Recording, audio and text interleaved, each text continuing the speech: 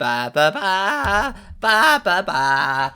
Ba ba ba ba ba ba. Spider-Man, Spider-Man. What does Spider-Man mean to you? I'm sure I'm not the only one who grew up loving Spider-Man. We were all that little kid sitting on our couch with our Spider-Man action figure, waiting for our parents to put on the good old Raimi Spider-Man movies. Spider-Man could be your childhood. Spider-Man could be your moral compass. Spider-Man could be your hero. As they say, anyone can wear the mask. What I'm trying to say is, Spider-Man means a lot to me, and he probably means a lot to you too. That's why I'm so thankful that we have Insomniac Games, who can take what everyone loves about Spider-Man and turn that into a game. The first Spider-Man's game's mantra was, it makes you feel like Spider-Man. That could possibly be the best compliment you could give that game. Does that mean Spider-Man 2 makes you feel like two Spider-Men? Well, let's find out what it does mean to be Spider-Man. By the way, massive spoilers are ahead. If you haven't played the game, you probably should, and then you can come back and watch this video. But this is your warning. You've been warned, viewer. And not only that, you should probably give this video a like, just to be nice. You think you can come in here and take your shoes off and put your feet up on the couch without at least giving me a like first? What's wrong with you? Don't you know people put work into these videos? And you know what? Fine, dislike it. I don't care. Just interact with me.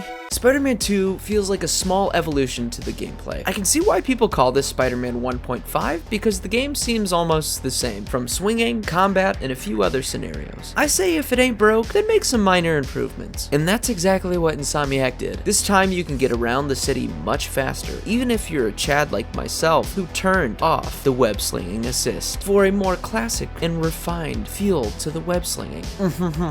Some people criticize the web wings and how it helps you zip around the city, but I think it's actually an amazing feature. It was pretty fun to just fly around and spread my wings. It made me feel like I was so much faster than I actually was, and it gave me control over Peter. You could come out of the web wing with swing and some regular webs. It's pretty fun. The combat is very similar to the first game, except now Peter has the symbiote, allowing him to have some powers that can kind of compete with Miles's Venom powers. No, not like Venom the symbiote, like the Venom electricity that Miles has. Yeah, that's right. I know the difference.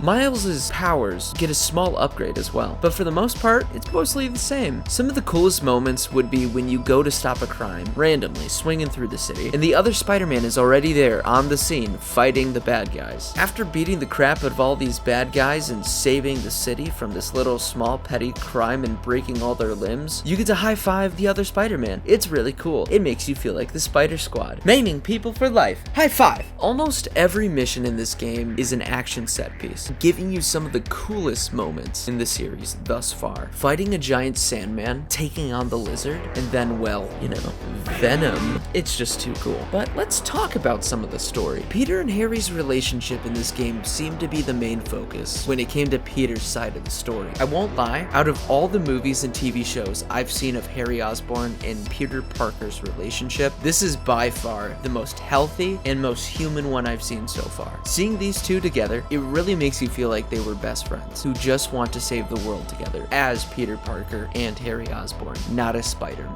The game spends a lot of time building up Harry and Peter's relationship, including MJ in that relationship as well. The three best friends. Harry and Peter have a ton of chemistry together. I enjoyed how their relationship kind of tied into Miles becoming a little hurt and feeling replaced by Harry. Even in the end, when Harry is consumed by the symbiote, Peter still wanted to save Harry. They did something similar to what they did in the first game, where they did this with Doc Ock, making you really like them, showing you how much that person means to Peter, and showing that relationship grow between Peter and that person just for them to become the villain that they're meant to be. It's very heart-wrenching and very good. But next, let's talk a little bit about Miles. Miles in college. Miles has a very different struggle than Peter in this game. Peter is struggling with his best friend who is going through, let's call it, quote-unquote, something. I don't want to name that something, but it's something, and it's black and sticky and icky. But Miles is having a very different struggle. It's a classic Spider-Man struggle. Miles is having trouble between being Spider-Man and being Miles. This is something we've seen Peter struggle with when he first became Spider-Man. Miles is struggling to write his college application, which is a very common thing to worry about at that age. However, sadly, I don't think they spent enough time with this concept of Miles. Peter's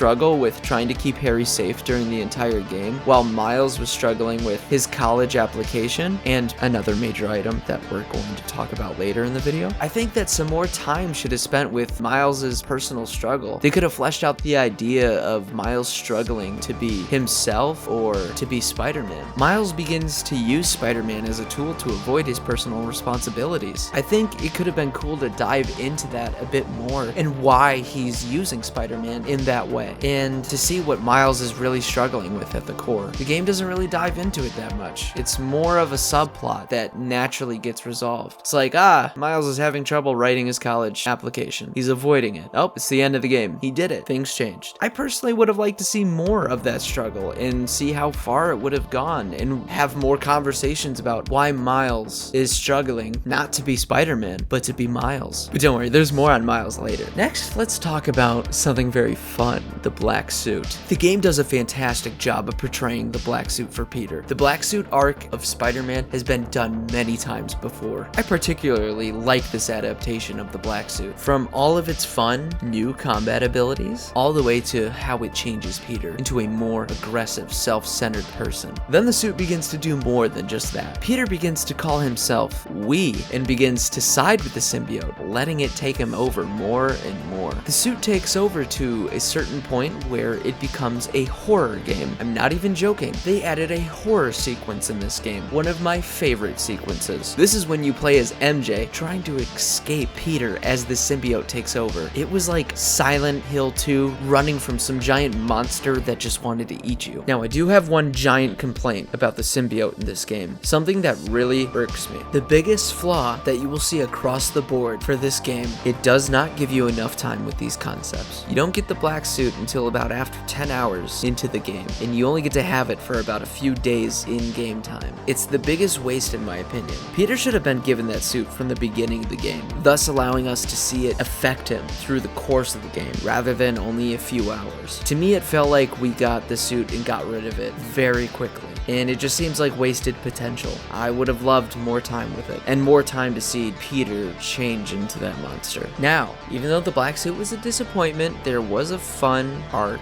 that was a surprise for me. Miles and Martin Lee. This was a surprise arc that I wasn't expecting. In the Miles Morales game, you don't really get to see any signs of Miles holding this hate toward Martin Lee over his father's death. People said they found it a little weird that Miles was okay with Martin Lee until this game came out. To them I say, did you play the same game as me? Miles was fine with Martin Lee. That was when Martin Lee was locked up in the raft where he couldn't get out and he was put away. Miles doesn't lose his shit until Martin Lee breaks out of the raft and is free and out on the loose. That's when Miles sees, oh shit, this is my responsibility. He's out now. I gotta go get him. Once that happens, Miles begins to shift his focus from college essays and things like that to finding and capturing Martin Lee, or doing worse. It becomes one of his hyper-fixated goals. This is one of the reasons Miles starts to lean into Spider-Man more and more, rather than having a balance between Spider-Man and the man that is Miles. Eventually, Miles has to do the one thing that Spider-Man does. He has to help people. Miles doesn't kill Lee, nor does he capture him. Miles helps Lee to begin his path to redemption, allowing Lee to have a second chance to help more people. Miles also did something that Peter could never do, something that Peter tried time and time again. Miles saves Martin Lee, and Miles convinces Martin Lee that the path to redemption is the only one he should take.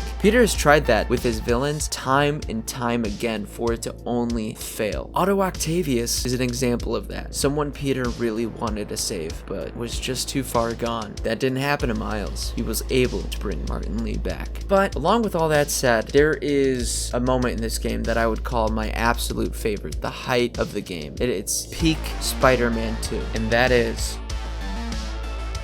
once the symbiote took over Peter, there was only one person who could save Peter. That is Spider-Man. Miles and Peter have one of the coolest fights I have had the pleasure of playing. It's not only the combat that was fun, but the emotional dialogue between the two. Watching Miles struggle to bring Peter back from his darkness was cathartic. Peter becomes so twisted during this battle that he can't even comprehend why Miles would try to stop Peter from becoming quote-unquote the best Spider-Man. Spider-Man. The reason I love this fight so much is because it's a different adaptation. Usually we have to see Peter save himself from the symbiote, tearing it off of himself while some bells are going off, but that's not what happens here. This game asks the viewer the question, what if Peter's too far gone? What if Peter can't save himself? The only one who can save Peter isn't Spider-Man, it's Miles. They aren't villains, they're people. Wrong. Let's talk about the villains of Spider-Man 2. The writers here understand Spider-Man and the characters. These villains aren't Joker, they're not Penguin, they're not Riddler, they're not Omni-Man, they're not Lex Luthor, they're not General Zod, or anyone that you just beat up and throw into a cell. Batman fights people like that, and he puts them down.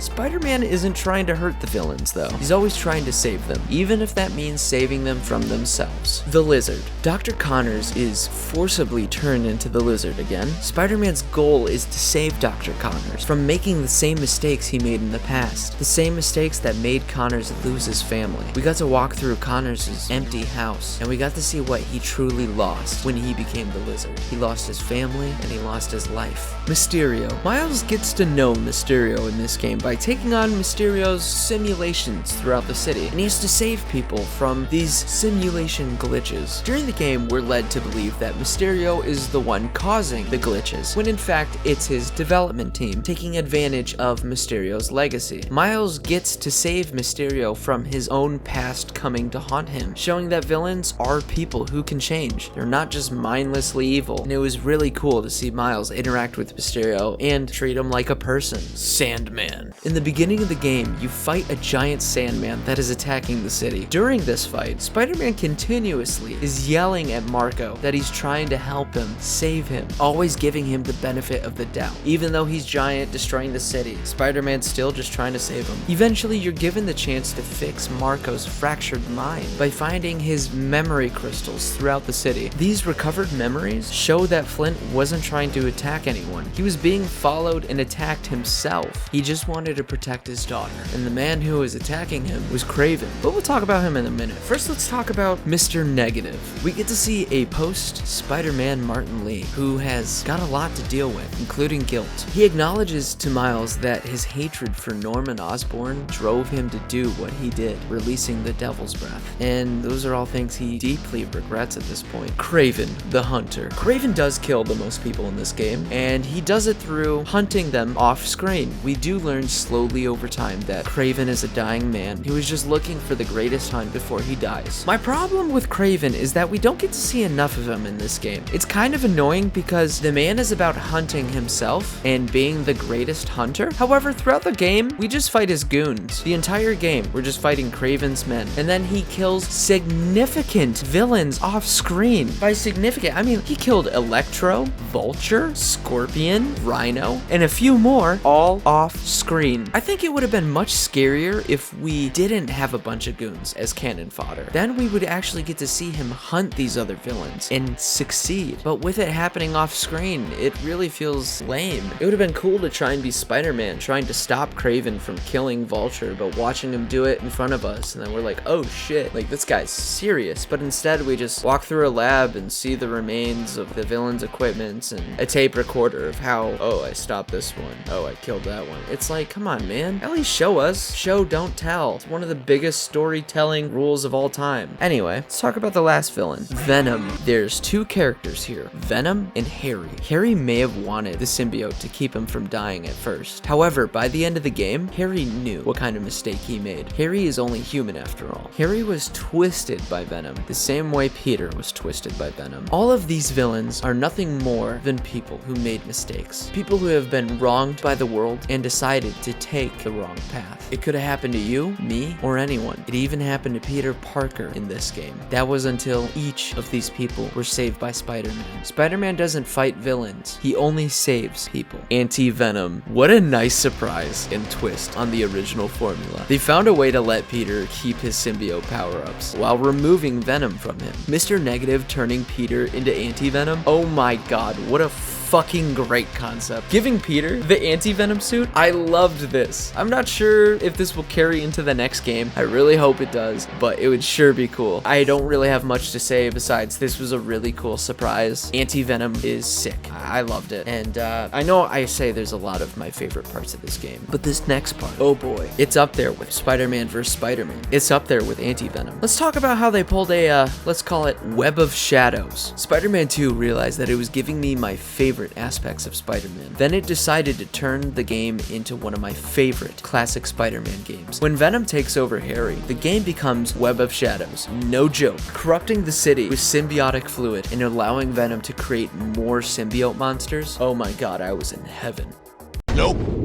Even corrupting Mary Jane into the famous world-renowned symbiote known as Scream. She's Scream. That was so cool. This is by far one of the coolest twists I've seen in a game all year. I never would have thought in a million years that they would actually do something similar to Web of Shadows. It was like the cherry on top of this rushed baked cake. But yeah, this cake is still rushed though. All these concepts felt like they passed by so fast. As cool as they were, it just felt like they didn't give us enough time with a lot of them. But let's talk about the ending. By the end, Peter was able to save Harry. Harry is now in a coma, but is separated from the symbiote. Peter does come to a realization though. He realizes that Miles has what it takes to be the one and only Spider-Man. Peter passes on the mantle of being Spider-Man to focus on helping the world as Peter Parker with the Emily May Foundation that Harry and Peter started together. Miles begins to learn the importance of being Spider-Man, but more importantly, Miles learns the importance of being Miles Morales. The world still needs Miles, not just Spider-Man. In conclusion, Spider-Man 2 is a fantastic sequel to Spider-Man. As great as Spider-Man 2 handles all of these concepts, it doesn't give you enough time to sit with them. I think the problem with Spider-Man 2 is that it rushes its own story. It does take time with certain parts like building Peter's and Harry's relationship, which I really appreciate, as well with Miles coping with Martin Lee being free. We didn't get enough time with the black suit as Peter. Not nearly enough. I think we should have seen more ramifications in his personal life between himself, Harry, MJ, and Miles. Miles' struggle with writing the college application is nice and feels like a Spider-Man problem, but it's not focused on enough. It feels more like a side story. It felt like something on the back burner. It should have felt more important and had more consequences than what we got to see. Craven was extremely underutilized. His presence throughout the whole game was just his goons and his men fighting, but we wanted more Craven. As well, him killing main villains off screen was pretty fucking lame. Like, that irked me. I would have wanted to witness and perhaps intervene in those battles, similar to how we did with the Lizard. I'm not saying that he shouldn't be allowed to kill those villains. You can't just kill off villains like that. I'm fine with villains dying. I just would have liked it to be more involved rather than it happening off screen. It just feels like a cop-out and kind of lame. Overall, Spider-Man 2 does make you feel like Spider-Man, but not as much as the first game or Miles Morales. I still loved it, and the story was amazing as always. I just feel like there was a lot more that they should have allowed you to have time with. They rushed through a lot of concepts we could have sat with and unpacked for a bit, similar to how they did with MJ and Peter's relationship in the first game. They spent a lot of time building that throughout the entire game, going from being broken up exes to friends to being back together. They put a lot of time and focus into that, like they did with Harry and Peter in this game. It's just there was a lot of concepts they threw at us, and we should have had more time with all those concepts. Regardless, Spider-Man 2 is still my most favorite Spider-Man game ever made. If you've played Spider-Man 2, please let me know how you felt about the game in the comments down below. I'm curious if you seem to think if you felt it was rushed too, or if you're like, dude, 25 hours was long enough. We really didn't need that much time with the black suit. It's fine. Let me know. Let's talk about it. I really enjoy talking with you guys back and forth. I always learn new things, so it's nice. I appreciate your time, and I hope that you guys have a great day, and I will catch you guys in the next video.